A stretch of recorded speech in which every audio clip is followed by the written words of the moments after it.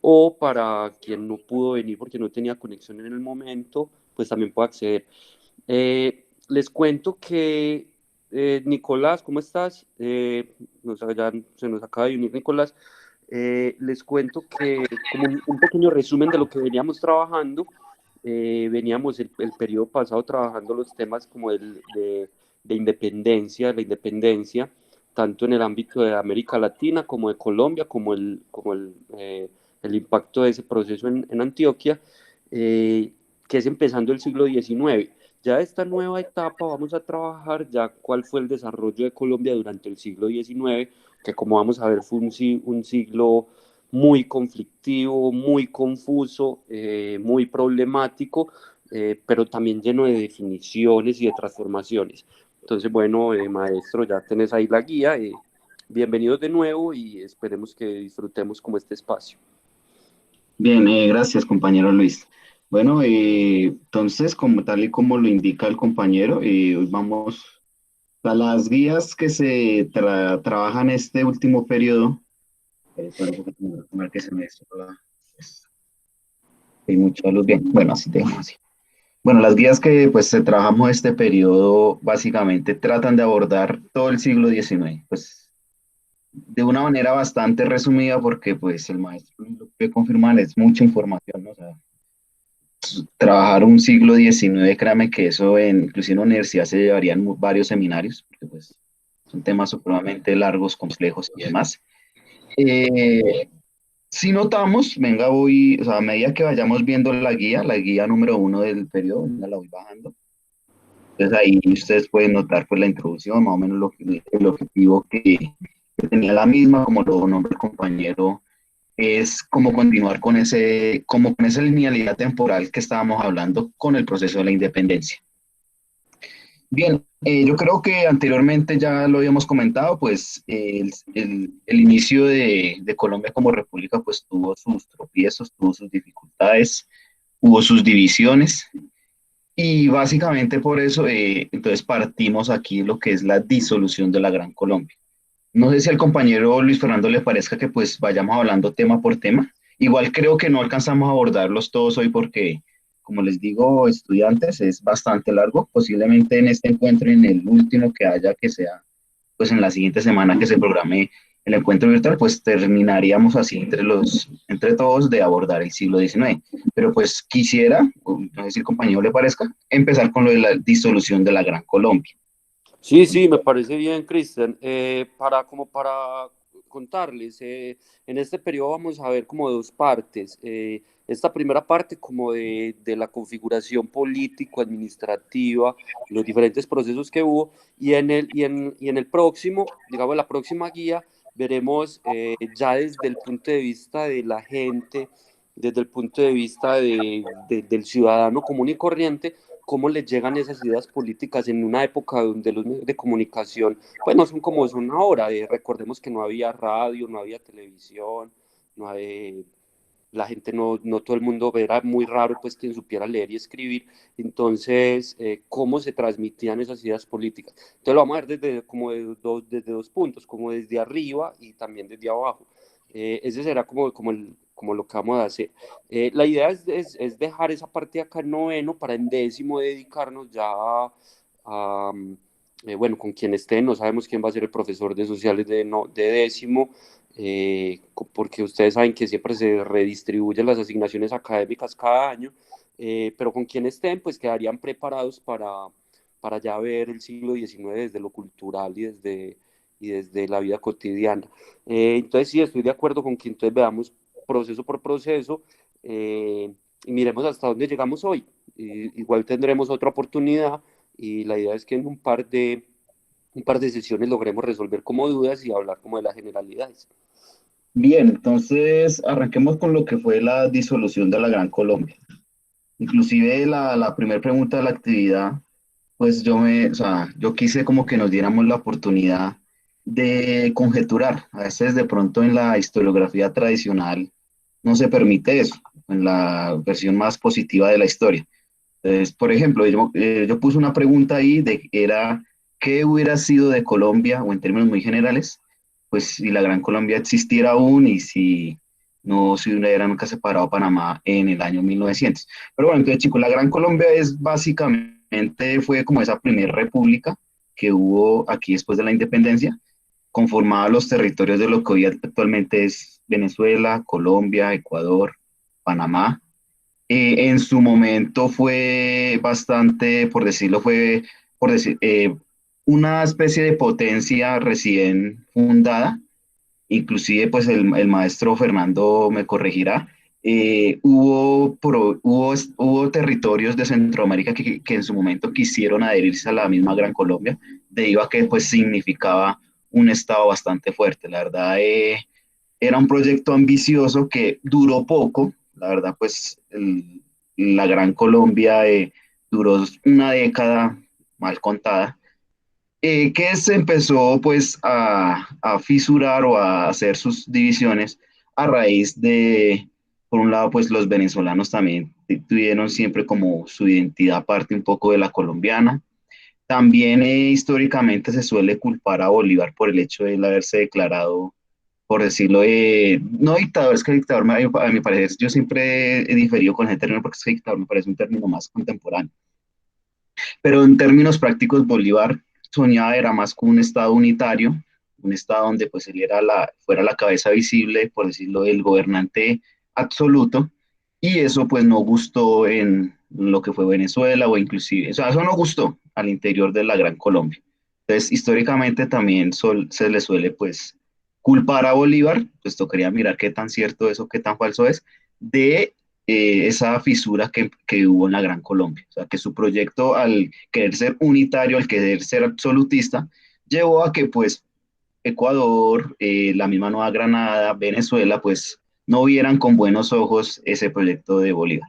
Pero bueno, entonces chicos, la Gran Colombia fue eso, fue una época en que eh, fuimos un territorio bastante extenso, tuvimos inclusive simpatías de territorios centroamericanos para que quisieran adherirse a lo que era la Gran Colombia.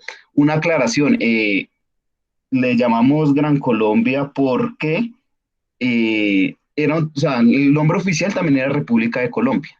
O sea, si uno mira pues las actas y demás, se da cuenta que pues el nombre como tal era Colombia. Sino que históricamente le llamamos Gran Colombia porque, para diferenciarla de la Colombia actual. Pero el nombre oficial en su momento de ese estado que éramos nosotros también, pues lo que abarcaba un territorio bastante extenso, eh, se, se llamaba también Colombia. Sino que pues históricamente la diferenciamos le llamamos la Gran Colombia como para hacer esa diferencia pues con la Colombia actual. Bien, entonces, sí, o sea, ahí el texto que adjuntamos, pues tratamos de, como decirlo, de resumir lo más posible que fue la Gran Colombia.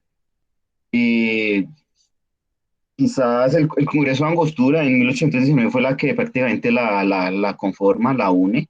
Eso se da pues posterior eh, a todas las batallas de independencia que se dieron. Obviamente, pues la de Boyacá fue una de esas de las más relevantes que creo que ya vimos anteriormente. Entonces ahí paulatinamente, como hasta el año de 1821, pues, se van adhiriendo lo que es Ecuador y Venezuela, para que sí, más o menos para el año 1822 uno podría decir que como tal ya estaba consolidada como Estado en su momento lo que era la Gran Colombia. Bueno, como les decía, chicos, fueron 10 años muy cortos de pugnas entre centralistas y federalistas. Entonces, como veníamos diciendo, o sea, en la época de los primeros años de independencia, los primeros años de república, hubo divisiones entre realistas y patriotas. Curiosamente, pues la historia de nuestra, como que pareciera que es como una continuidad de divisiones. Ya para la época de la Gran Colombia empieza a haber la pugna o la división entre centralistas y federalistas, que es uno de los más motivos que pues explican el por qué este proyecto que para muchos, dándonos como la oportunidad de hacer conjeturas, de que yo sé que la historia a veces critica eso, o sea, yo probablemente también en la universidad yo tenía profesores que me decían que uno no podía hacer eso, que pues a veces uno se hace la pregunta, bueno, ¿y qué hubiera sido de Colombia si nunca se hubiera disuelto la Gran Colombia? En la historiografía muy tradicional, ellos critican eso, dicen que eso no se puede hacer, que es que simplemente usted habla de lo que pasó y ya, que decir otra cosa no tiene sentido. Yo a veces suelo distanciarme de eso porque yo pienso que también es como darnos la oportunidad de hacer un análisis más amplio en ese sentido. Entonces, una pregunta que por eso planteé ahí al comienzo de la guía, o sea, ¿qué hubiera sido pues de nosotros o estos territorios si no hubiera disuelto la Gran Colombia nunca? Uno puede decir, bueno, seríamos una potencia mundial porque pues seríamos un territorio bastante extenso, tendríamos controlado todo el norte del continente suramericano. Bueno, en fin, uno podría darse oportunidad como de conjeturar eso. Bien, no dice el compañero, Sí, claro, Cristian tiene razón. Parte de Centroamérica efectivamente quería y había derecho para que fuera parte de esa primera república de Colombia, o la Gran Colombia.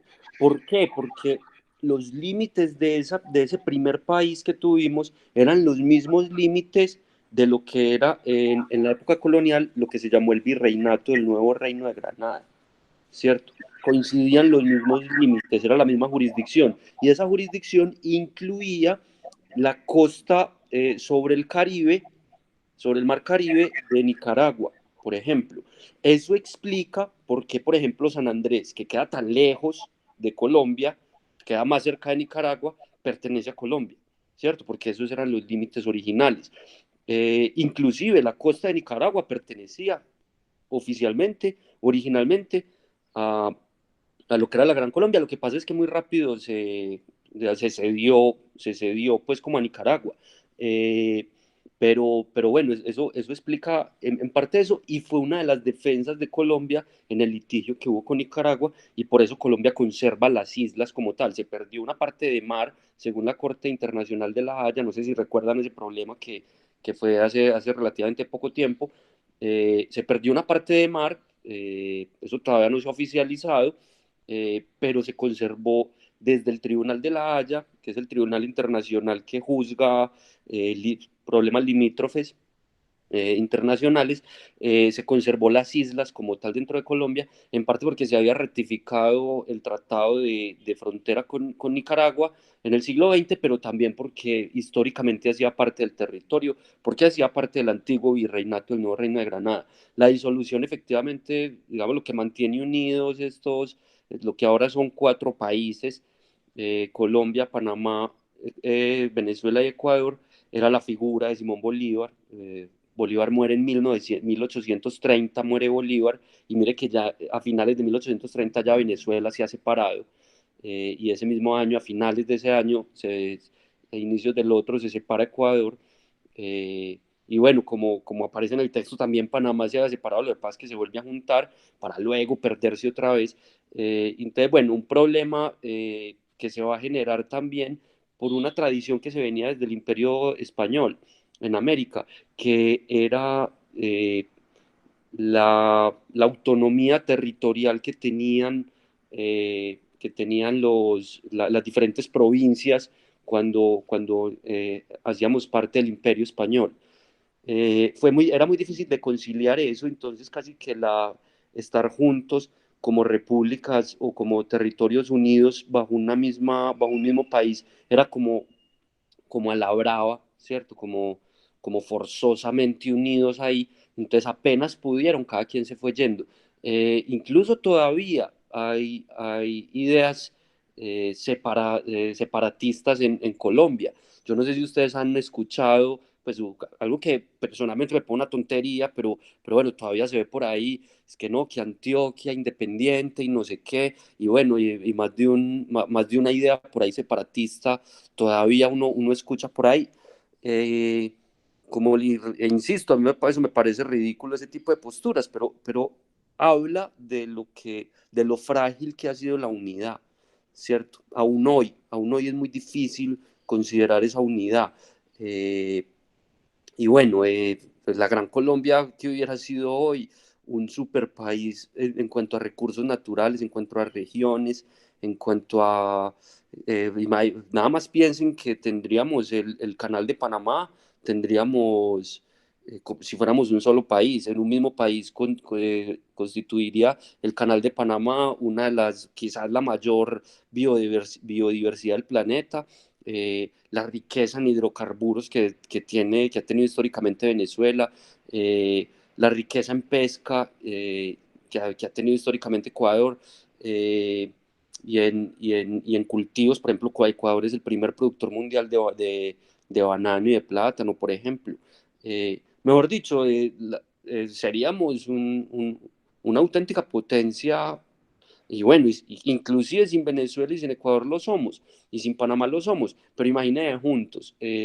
Habría sido un sueño muy interesante, pero históricamente las pugnas por dominio territorial han sido insalvables. Entonces eso ha llevado a la separación, y a que sea muy difícil encontrar puntos de contacto o identidad aún hoy en día, ¿cierto? En el territorio que tenemos hoy. Entonces, no, tenía como eso por agregar. Y compañero, bueno, entonces chicos, como lo notamos, inclusive a mí me llamaba la atención, yo no sé si el compañero Lucho lo recuerde, hace un poco más de 10 años que pues el chavismo estaba como en auge y demás. A él se le llegó a acusar de querer volver a unificar la Gran Colombia. Yo me acuerdo eso porque yo era, bueno, la propaganda amarillista de la época, que el famoso sueño de Bolívar, no sé qué. Entonces, por lo normal, el sueño de Bolívar o el pensamiento bolivariano contemporáneo trae mucho al tema lo que es la Gran Colombia. Pues uno lo entiende desde el punto de vista histórico porque inclusive a Bolívar, como les digo, a veces a mi parecer injustamente, pues se le culpa de la disolución de la Gran Colombia por él haberse declarado una especie de emperador. Pero pues sí, entonces, sueño duró poco, proyecto bastante fugaz. Primero Páez pues empezó a separar Venezuela, más adelante Ecuador, como lo nombra el compañero. Panamá, ahí uno puede ver desde este proceso que fue la Gran Colombia, como la distancia que tenía ya Panamá con Colombia, con nuestro país. O sea, la separación que se da en 1900, pues si bien es cierto el resultado de la construcción del canal, la guerra de los 1000 días y demás, que más adelante veremos, también es algo que venía de años atrás. O sea, los panameños ya desde esa época no querían ser parte de nosotros, o sea, ya uno notaba como esa diferencia. Y pues sí, chicos, o sea, la idea de la primera pregunta era eso, que ustedes eran como la oportunidad, ahí pueden ver en la imagen, pues lo que era territorialmente hablando, la Gran Colombia, imagínense, técnicamente, o sea, aquí estoy observando el mapa, sería todo el norte del continente americano, desde Guyana casi, sigo desde Guyana hasta el Chocó o el Urabá. Imagínense una costa de ese tamaño en solo la parte norte. O sea, uno a veces se imagina y uno dice, oiga, mire, qué embarrada ver que eso no existiera. Pero bueno, como pues la vida no es a eso lo que queremos, sino lo que nos tocó, pues eso sería como parte pues de eso. Entonces, no sé si los chicos tengan alguna pregunta, alguna inquietud sobre la Gran Colombia, alguna opinión. Quisiera saber si hay alguno que respondió en ese apartado, niños. Silencio.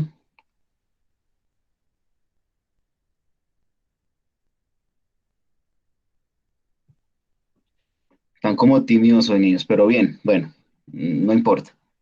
Bien, entonces pasemos entonces a otro tema, o sea, o como dando continuidad. Entonces en la guía, después de como explicar muy generalmente qué fue la Gran Colombia y su disolución y pues, lo que puede haber significado para nosotros la misma, ya entramos más puntualmente a lo que fue federalismo y centralismo, que tendrá pues como una relación también con lo que era lo que fue el Partido Liberal y el Partido Conservador, ¿vale?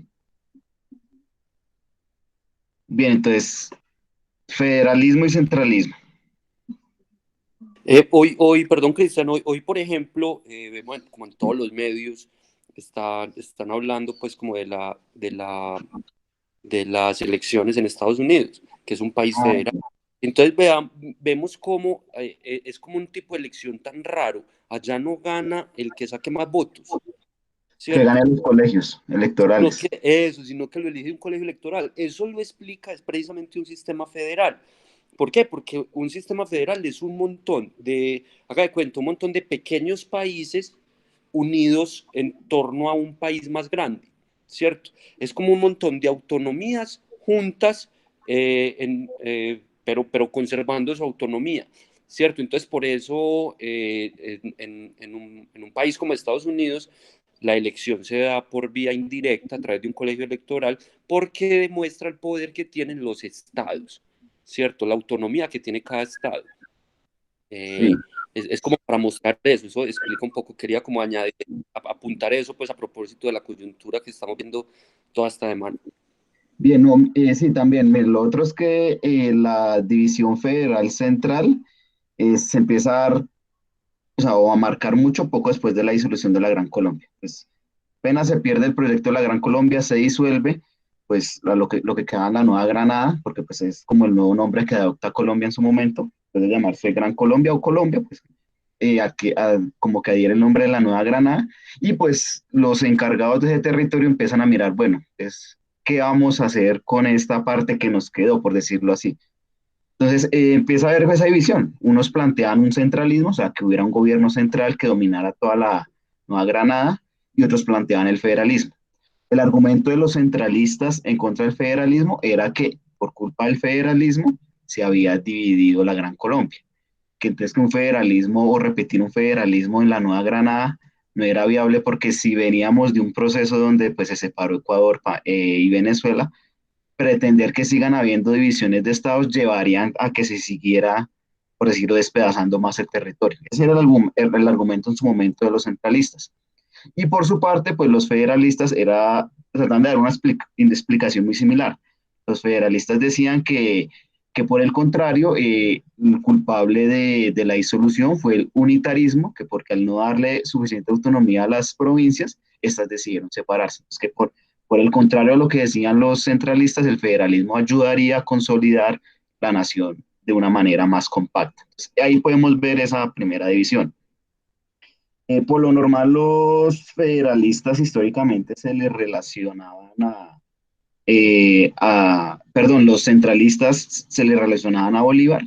Entonces, después de la disolución de la Nueva Granada, y pues ya Bolívar había muerto para estos años, o sea, hacía poco había fallecido, pues los centralistas trataban como de, históricamente, como de suponer que ellos eran como los herederos de ese legado. Recuerden que pues Bolívar fue, o sea, se puede entender que fue una especie de líder centralista, él inclusive se declaró casi que emperador de la Gran Colombia. Entonces los centralistas partían de eso, que ellos eran los herederos de Bolívar. Santander sí fue quizás un poco más dado al federalismo. Yo no sé si ustedes, aunque eso es como le pregunto al compañero Luis, en la historia que le enseñaban a nuestros abuelos o a nuestros padres, equivocadamente, ¿no? Les decían que Bolívar era el conservador y que Santander era liberal. Es un argumento equivocado. Pero porque los centralistas más adelante, de cierta manera, apoyarían el proyecto conservador un poco. O sea, que no es un determinismo, ¿no? O sea, obviamente hubo centralistas que fueron liberales y viceversa. Pero los centralistas quizás se enfocaron un poco más hacia lo que fue más adelante la fundación del Partido Conservador. Y por su parte, pues los federalistas con el Partido Liberal. Yo una vez rastreando me di cuenta que pues ese mito, o sea, porque cuando uno habla con los abuelos, ellos les enseñaron la historia así, que Bolívar era el conservador, que Santander era el liberal. Y pues bueno, no es cierto, ¿no? Obviamente Bolívar uno no puede decir que Bolívar era conservador, eso es una afirmación errada, porque pues cuando él vivió no existía ese partido.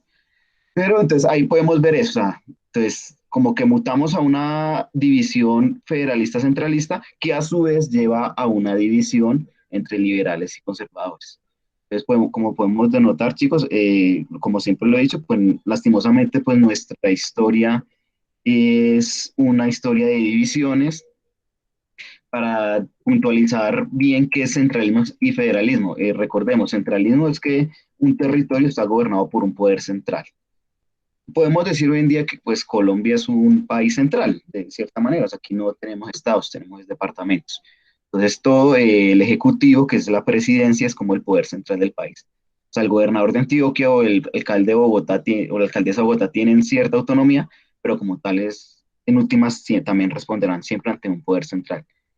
Y pues el federalismo, lo que le explicaba el compañero Fernando, el caso estadounidense, creo que es el caso más consolidado, aunque Suiza es un país bastante federal también, o sea, pero pues Estados Unidos como el hito en federalismo. Entonces podemos ver la elección de Trump, que a propósito, no sé, imagínense, hasta ahora que yo sepa, no sé, sabe aún quién es el presidente, porque pues es una pugna bastante marcada. Sí, compañero Luis. Sí, por ejemplo, en un país federal, cada estado hace sus propias leyes, ¿cierto? Entonces, por ejemplo, si Colombia fuera federal, Antioquia podría tener unas leyes diferentes a las del departamento de Bolívar, por ejemplo, y diferentes a Cundinamarca, ¿cierto? Porque tienen su propio senado eh, y bueno, y el gobernador del estado, ¿cierto? Y, digamos, integran un gobierno federal, ¿cierto? En términos más que todo para las relaciones internacionales, ¿cierto? Y algunos aspectos que son de interés general. Eh, entonces, pues es como otra de las diferencias. Personalmente, a mí me parece que por la construcción histórica de los territorios de América Latina, de lo que hoy es América Latina, por su herencia del Imperio Español, eh, me parece que era más conveniente, es una opinión personal, me parece que era más conveniente un sistema federal. ¿Por qué? Porque veníamos de un sistema colonial que daba mucha autonomía a los territorios. Entonces, cuando vos le quitas autonomía a los territorios, va a generar conflictos. Y efectivamente lo que pasó. Tenemos demasiados conflictos en un país, por ejemplo, como Colombia. Eh, ¿Cuál es el modelo centralista como por excelencia? El modelo centralista por excelencia fue el modelo de la República de Francia, fue el que se tomó, ¿cierto? El otro era el modelo, como decíamos, el modelo de Estados Unidos, que fue como el primer gran federalismo que hubo. Eh, Cuando se crean las nuevas repúblicas, por allá en el principios del siglo XIX. Ventajas del centralismo en su momento era evitar, como decía el compañero Cristian, más separaciones, porque es que darle autonomía después de unos territorios que estaban alentados por las separaciones de Ecuador y de Venezuela, pues era como un intento por controlar mejor el territorio para evitar más segregaciones. Sin embargo, después, como vamos a ver, se va a formar, efectivamente vamos a llegar a un país federal, los Estados Unidos de Colombia, y bueno, no hubo tal separación. Sin embargo, eso no resolvió tampoco los problemas, pero eso ya lo vamos a ver como en la siguiente parte. Eh, bueno, quería como apuntar eso.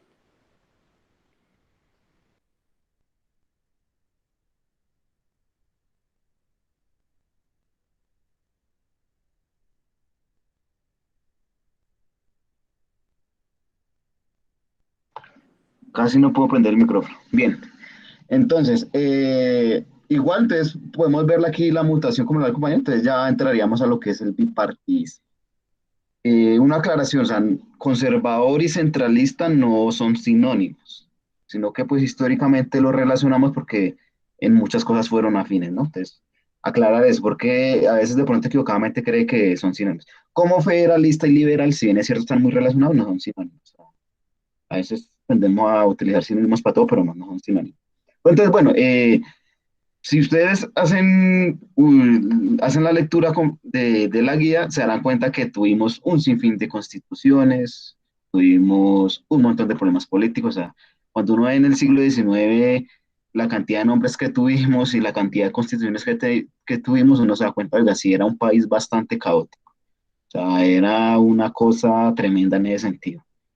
Ahí uno podía ver guerras civiles por todo lado, hubo también eh, pugnas, que los de Boyacá contra los de Antioquia, contra Cundinamarca, o sea, fue un escenario bastante caótico. Y pues entre ese escenario aparece pues los partidos liberal y conservador. Como les decía, no son sinónimos de federalista y centralista, pero pues sí tuvieron como sus afinidades. El conservador quizás siempre ha tenido más afinidad por lo central que lo federal y viceversa. El liberal siempre ha tenido más afinidad por lo federal. Entonces, ahí que en esta tabla que les estoy compartiendo, ¿se ve bien o está muy lejana? Sí, sí creo que se ve bien. Bueno, Bien, se ve bien. sí, ahí podemos ver, o sea, yo quise traer esa tabla también porque pues ahí de forma muy general, pues eh, muestra las particularidades de cada ideología y de cada partido. Entonces podemos ver que pues el liberal es más dado a lo laico, a los derechos individuales, el conservador es más pegado a la tradición. Eh, por ejemplo, el Partido Conservador fue muy cercano a la iglesia, o sea, es quizás como su baluarte ideológico o su respaldo ideológico siempre estuvo metido a la iglesia católica, algo que pues en nuestra cultura actual, en nuestra sociedad actual, tiene mucho arraigo. O sea, yo he notado que pues en medio de que Colombia es un país laico, yo a veces digo que Colombia es un país católico y creo que no me equivoco mucho. Realmente somos una sociedad católica y pues eso se hereda en parte pues de la gran influencia que tuvo el Partido Conservador en su momento en la historia colombiana. Entonces, como les decía, chicos, ahí aquí podemos ver como las diferencias entre el uno y el otro. Obviamente también hubo sus vertientes en los liberales, que eran gólgotas y radicales.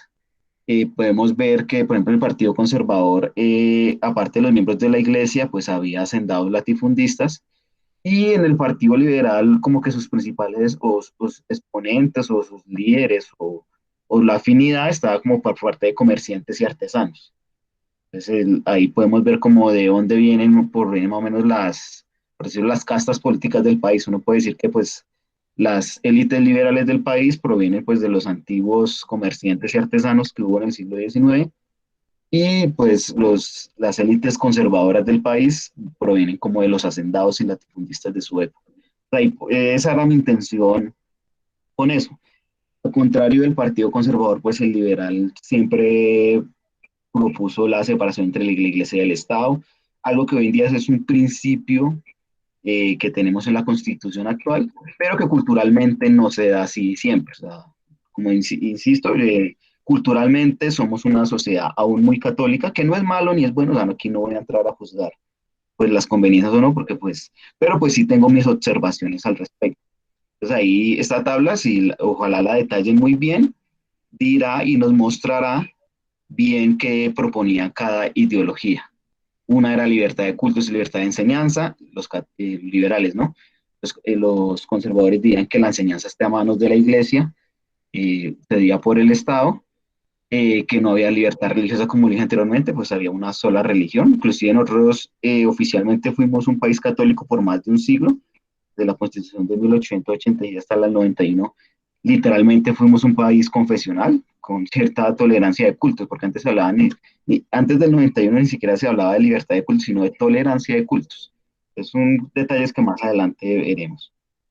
Bien, entonces sí, teniendo en cuenta como esa división entre liberales y conservadores, como lo nombraba el compañero, pues ya hablemos de la época en que fuimos una especie de Estado federal. Colombia, Pero quisiera apuntar algo, Cristian, respecto a estas definiciones. sí, Digamos que el Partido Conservador, pues o lo conservador implica conservar, pero ¿conservar qué? En su inicio era precisamente conservar aquellas instituciones o estructuras coloniales. ¿Y a qué se refería a eso? Era, por ejemplo, conservar el poder de la iglesia, como decía Cristian, conservar las estructuras de propiedad de la tierra tal cual estaban, conservar quién era poderoso y quien tenía mucho prestigio y en la época del dominio de los españoles, pues que siguiera conservando ese prestigio y esas tierras y todo eso. Y el problema de la iglesia, pues que era fundamental. Eh, ¿Qué quería? Bueno, el Partido Liberal significa intentar liberarse ¿de qué se querían liberar? De esas herencias coloniales. Entonces, que por eso liberales eran comerciantes y artesanos. ¿Por qué? Porque es que, por ejemplo, un comerciante lograba cierta fortuna a través del comercio, ¿cierto? Pero en la época donde estaban los españoles, la fortuna no significaba acceso al poder o acceso al prestigio, no necesariamente. Entonces, por eso querían acabar con las estructuras coloniales para que el poder se basara en otros principios que fueran diferentes del prestigio que daban las estructuras coloniales, ¿cierto? Entonces por un lado es conservar aquello colonial y por el otro lado es intentar liberarse de esas propias estructuras. Y ahí es donde se basa la diferencia. Por eso al Partido Liberal también le conoce como el progresismo, porque ellos que quisieran progresar, ¿cierto? Y no quedarse conservando las estructuras anteriores. Hoy en día, aunque no es lo mismo, sí se puede hacer una asociación. Digamos, lo conservador sería asociado a la derecha y lo liberal sería asociado a la izquierda, ¿cierto? Eh, digamos, como definición nos permite entender esa otra diferenciación, aunque digo que no es exactamente lo mismo porque bueno, habría que mirar para asociar izquierda y derecha la participación del Estado, pero bueno, ese es otro tema que se trabajará luego, ¿cierto? Hace parte de las competencias de décimo y once, entonces se trabajará luego, pero digamos que hay un principio de asociación ahí, lo conservador por el lado de la derecha, lo liberal por el lado de la izquierda, que es un principio de diferenciación que van a hacer también con la Revolución Francesa. Entonces quería como ayudar a intentar definir liberal conservador también desde ese punto de vista. Bien, compañero, sí, tiene toda la razón, muy bien. Bueno, entonces, teniendo en cuenta entonces ya claro lo que, o sea, me gustaría que tuviera en cuenta conceptos, ya liberal, conservador, federalismo y centralismo. Entonces, en la guía también tenemos un apartado de un periodo de la historia colombiana donde fuimos un estado federal. Nos llamamos Estados Unidos colombianos o Estados Unidos de Colombia. En este momento, pues ahí está indicado temporalmente más o menos desde qué época es, hasta qué época. También un poco antes de llamarnos Estados Unidos de Colombia, también nos llamamos Confederación Granadina. Entonces, el siglo XIX a mí, o sea, tiene esa característica. Varios nombres del país, varias constituciones, muchas guerras civiles, muchas pugnas, muchos conflictos. Por eso es un siglo como tan extenso de abordar, porque pues tiene muchas matices para lo mismo. Pero entonces, en la época de que se conoce popularmente como radicalismo liberal, obviamente fue gobernado por presidentes liberales, unos más radicales que otros, unos más tirados al liberalismo absoluto, otros de pronto más moderados, pero en últimas gobiernos liberales. Fue una época, eh, como repito, de federalismo, fue una época donde quizás se impulsó la descentralización del poder, se abolió la esclavitud o se consolidó la abolición de la esclavitud. Y Colombia fue un país laico en su momento también, o sea, fue una época donde la libertad de enseñanza se reafirma también. En la época del radicalismo liberal, hay un dato que desafortunadamente pues no tengo aquí la fuente, a mí a veces no me gusta hablar sin fuentes, pero no sé si el compañero Luis la tenga, de que en su momento, durante la época del radicalismo liberal en Colombia, no se implementó, no estoy seguro si se implementó, pero sí se propuso inclusive el voto de la mujer, que para su época era algo supremamente avanzado. Una vez leyendo en artículos, que en este momento no encuentro el artículo, sobre de un profesor que tuve, que hablaba sobre el radicalismo liberal, pasa que el libro lo perdí, pero él habla de eso, o sea, que en su momento, no me acuerdo qué gobernante puntualmente de esta época, pero sí se puso sobre la mesa, o sea, se planteó la posibilidad de quizás darle el voto a la mujer, que para el siglo XIX eso era, o sea, técnicamente el voto a la mujer se dio fue en el siglo XX en el mundo, o sea, ni siquiera en Colombia, en el mundo se dio. Pero en su momento eso se alcanzó a decir. O sea, no estoy diciendo que en la época del reclamo liberal votaron las mujeres, no. Pero se alcanzó a decir por parte de un líder que en este momento no me acuerdo quién fue. Si fue Mosquera o Bando, la verdad.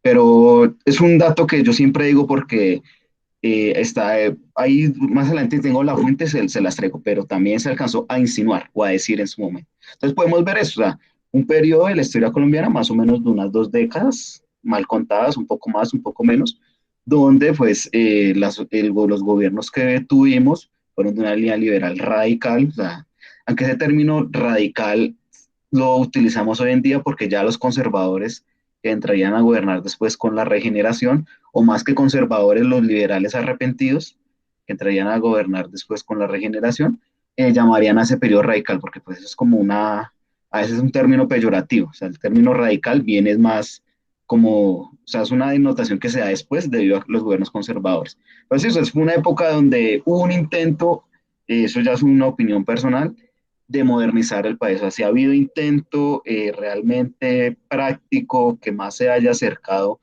como a querer modernizar el país en todos los aspectos, tanto en el aspecto económico, el aspecto industrial, el aspecto cultural y demás, fue en esa época. O sea, yo también soy partidario y soy de los que piensan que lastimosamente este periodo no se pudo consolidar, lastimosamente pues también sufrió muchos tropiezos, eh, los gobiernos liberales de su época tuvieron el conflicto de tener una sociedad muy conservadora y no solo la sociedad de las clases altas, sino los sectores populares eran muy conservadores. Entonces el efecto que generó la colonización a través de la religión católica y de la iglesia en los sectores populares era muy marcado. En esta época no era raro, por ejemplo, que las mismas personas, eh, o sea, o sea, por ejemplo, desde el púlpito los curas criticaban a los gobiernos de la época y las mismas personas seguían y apoyaban esas ideas. Entonces, eso fue también uno como de los conflictos que llevó a que pues el radicalismo, la época del Olimpo radical o los gobiernos liberales no tuvieran como tanta continuidad o de cierta manera fracasar. Los sectores populares o la sociedad colombiana ya tenía muy arraigado pues todo este cuento del catolicismo, de la sociedad tradicional. Entonces, desde el púlpito fácilmente se le podía hacer oposición al Estado. Y pues la iglesia siempre ha sido fuerte y pues independiente de quién gobierne. Entonces, eso fue, o sea, a mi parecer, desde mi opinión personal, también fue un periodo, al igual que lo de la Gran Colombia, que uno pues cuando revisa la historia dice, hombre, qué embarrada, o sea, lástima que un proyecto moderno tan innovador en su momento, quizás hubiera significado otro rumbo para la historia colombiana. Entonces, esas ideas del radicalismo liberal, prácticamente muchas se retoman hasta el año 91, de libertad de culto, libertad de enseñanza, de un Estado laico, de derechos individuales. Eh, no sé si compañero Luis quiera más agregar algo más sobre este periodo. Sí, entonces, bueno, pues como complemento a lo que decía el compañero, efectivamente es una época donde se ha- constitucionalmente se impone el federalismo como forma de gobierno, entonces hay absoluta libertad pues en cada uno de los territorios. Dato pues como para conocer personajes locales de Antioquia, el líder en Antioquia de los liberales en el radicalismo liberal se llamó Pascual Bravo. De hecho hay un colegio, universidad que se llama así actualmente y tiene que ver con eso, ¿cierto? Eh, Luego a Pascual Bravo lo va a reemplazar cuando el conservatismo llega nuevamente al poder, otra figura clave que va a ser Pedro Justo Berrío, que el nombre de él es que se llama el Parque de Berrío, ¿cierto? Eh, y Puerto Berrío y bueno, varias cosas. Entonces son como dos personajes ahí que van a existir. Efectivamente el radicalismo liberal plantea eso y no se da solo en Colombia, en el marco de América Latina también es el periodo cuando se dan las principales reformas liberales.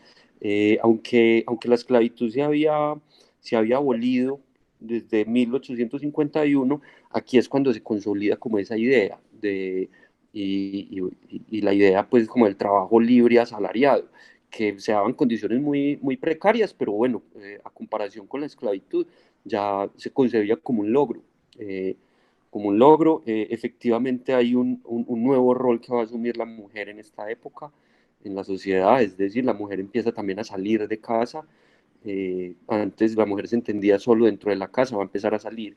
De hecho, en el marco de Antioquia, en el caso antioqueño, los primeros esfuerzos de industrialización que van a hacer en esta época, la mujer va a ejercer un papel de obrera muy importante.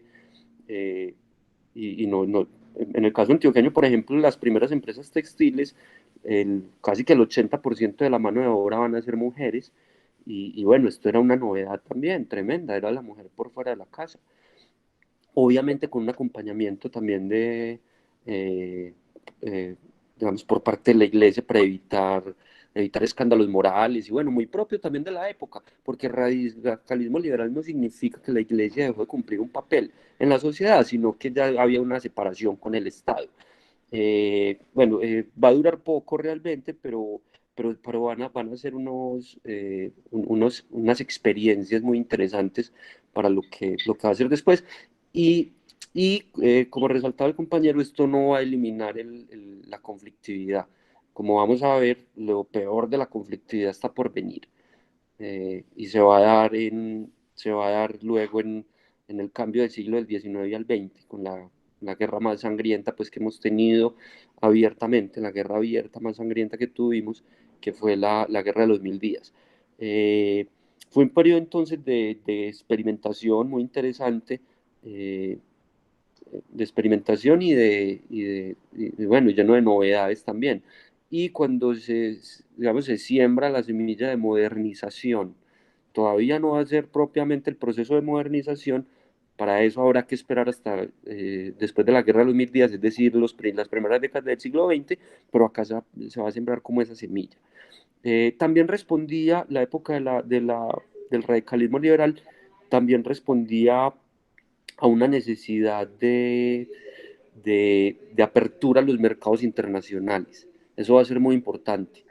Eh, eh, Colombia empezó a producir tabaco, a producir añil, a producir quina, en cantidades que no se producían antes, todavía no café, el café va a llegar después, y había una necesidad de abrirse al mercado internacional, pero la apertura a esos mercados internacionales iba a requerir un sistema político más liberal desde el punto de vista de lo económico, y eso apoyaba también el radicalismo liberal, insisto, no solo en Colombia, sino en el resto de América Latina. Sí, muy bien. Sí, entonces, como lo dice el compañero, sí, básicamente el radicalismo liberal fue eso.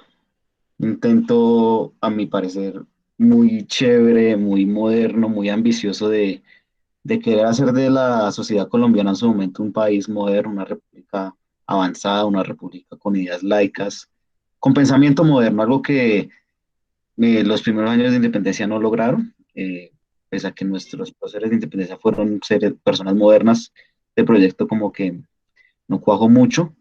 Y pues eso empezó a generar, o sea, también el... Perdón, Cristian, discúlpame, se me olvidaba decir una anécdota muy importante. Sí, dale. Es una anécdota que está por ahí. Hay un escritor, quizás el escritor uno de los más importantes de todo el siglo XIX en la literatura universal, que es Víctor Hugo, que escribió libros pues, fascinantes como Los Miserables o el Jorobado de Notre Dame, en fin, unos libros memorables. Y era en ese momento quizá la figura liberal más importante del mundo, no solo literaria, sino también en el ámbito de lo político. Entonces, Víctor Hugo estaba exiliado en ese momento en Gran Bretaña, y el embajador de Colombia en Gran Bretaña pues lo conocía y le mostró la constitución del radicalismo liberal, la constitución de 1857 y después la de 1863 a Víctor Hugo, y Víctor Hugo llegó a decir, es que eso debe ser un país de ángeles, pues porque le entusiasmó demasiado una constitución tan liberal y con tantos, digamos, tan abierta a un país que quisiera modernizarse. Entonces, pues es una anécdota interesante. Sin embargo, como ha ocurrido en Colombia a menudo, las constituciones son muy bonitas, pero en general no se cumplen.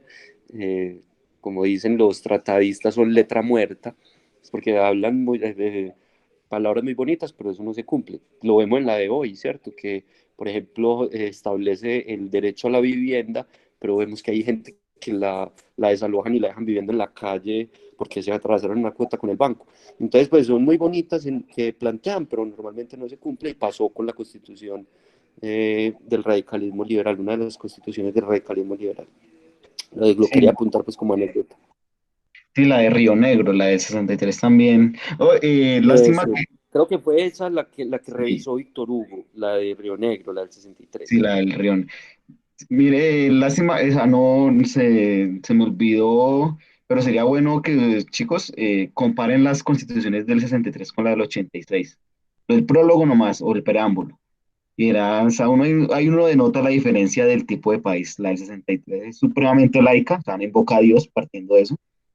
En cambio, el preámbulo de la de 1886, que sería cuando ya caiga pues, la época del periodo liberal, es supremamente confesional. Entonces ahí en ese tipo de detalles uno también puede como denotar pues, qué tipo de sociedad era. De hecho, pues, el radicalismo liberal, pues debido a la oposición tan férrea que tuvo del conservatismo, la inestabilidad política que también obtuvo internamente, pues llevó a que también ese proyecto fuera haciendo aguas.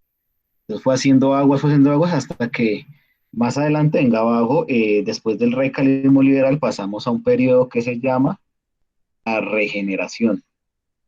Yo anteriormente dije que la regeneración en su momento o sus promotores fueron también liberales arrepentidos. Rafael Núñez en su momento fue liberal, inclusive él hizo parte de los gobiernos liberales. O sea, Rafael Núñez en sus principios fue un liberal, pero pues terminó siendo pues el presidiario o el que impulsó el proyecto de regeneración, que quería como darle la vuelta a lo radical. Entonces, los líderes de la regeneración le llamaban así regeneración porque ellos como veían como un renacer. Ellos partían o suponían que la época de los gobiernos liberales y de los Estados Unidos de Colombia y demás fueron periodos perdidos, fueron periodos fallidos, fueron periodos de anarquía, de caos.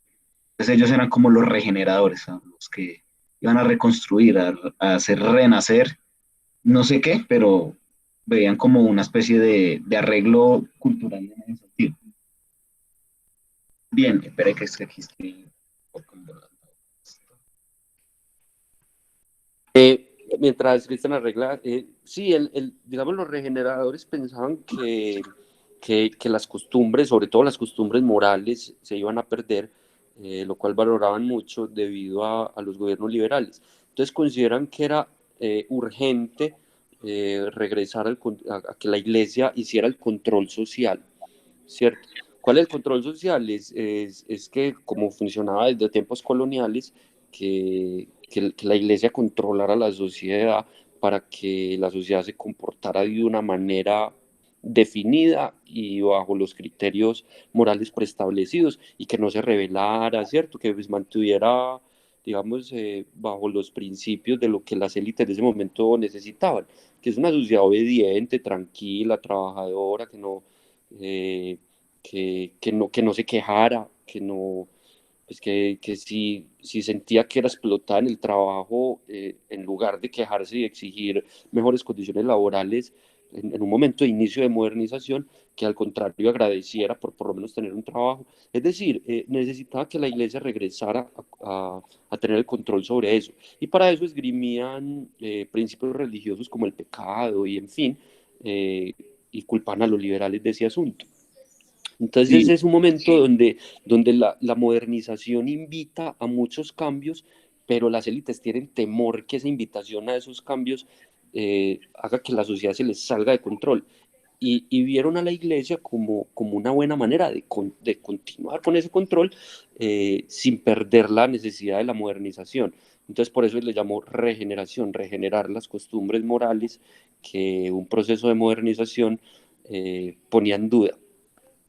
sí, entonces, bueno, un dato así curioso, pues el actual himno que tenemos de Colombia, la letra, ¿no? O sea, no estoy hablando de la música, sino la letra, históricamente pues se le acuña a Rafael Núñez.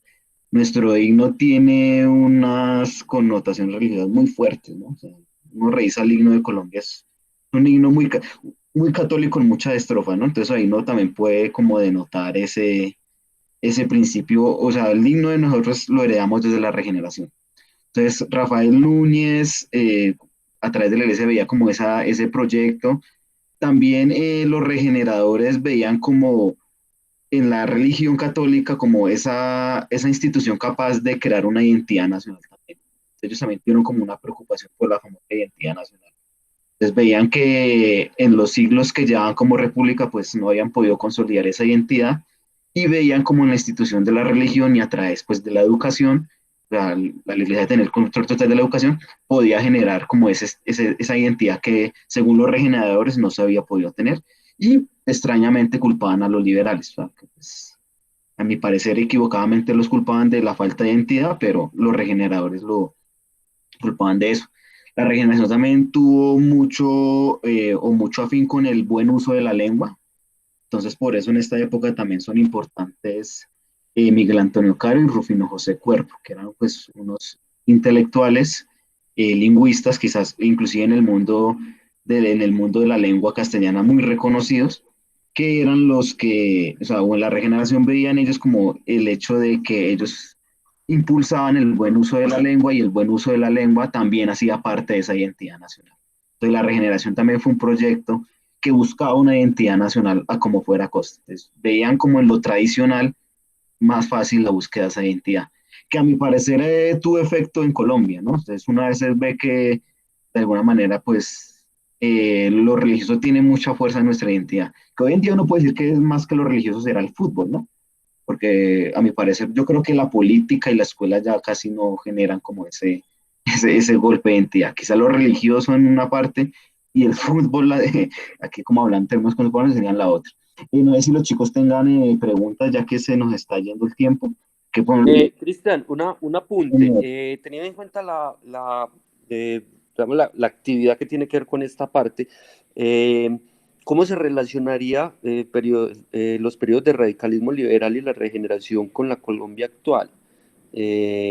No sé, ustedes pues ya teniendo en cuenta la definición, pues hay muchos puntos de vista, muchas relaciones que pueden establecerse ahí y asuntos muy polémicos que actualmente trabaja, por ejemplo, el Congreso, tramita el Congreso, yo sí quisiera que o los impulsa el chicos Ejecutivo. opinaran. No sé, compañeros, qué pena interrumpir. Sí, sí. Eh, no sé, niños, antes de irnos, la idea no, o sea, esto quedó grabado, o sea, afortunadamente, porque considero que el compañero y yo hemos abordado y desmenuzado muy bien conceptualmente la guía. Pero sí quisiera como conocer, no sé, alguna inquietud que tengan los chicos, como para no irnos con esas dudas, porque pues ya estamos sobre el tiempo inclusive. Niñas, niños, alguno, por favor, porfa, anímese. Tranquilos que esto no estamos evaluando a nadie, no se preocupen por eso.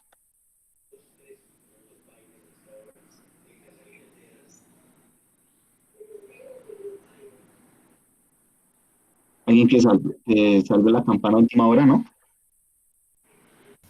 Pues yo en lo personal no tengo no tengo ninguna duda, me parece que han explicado súper claro y de verdad los admiro mucho por todo lo que saben, porque pues sí, y no está muy bien explicado, sabiendo que la clase va a quedar grabada, si tengo alguna duda creo que podría mirar, pero todo está súper bien explicado. Ah, ok. Lucho, ¿tú ibas a decir algo o apuntarle algo a ellos?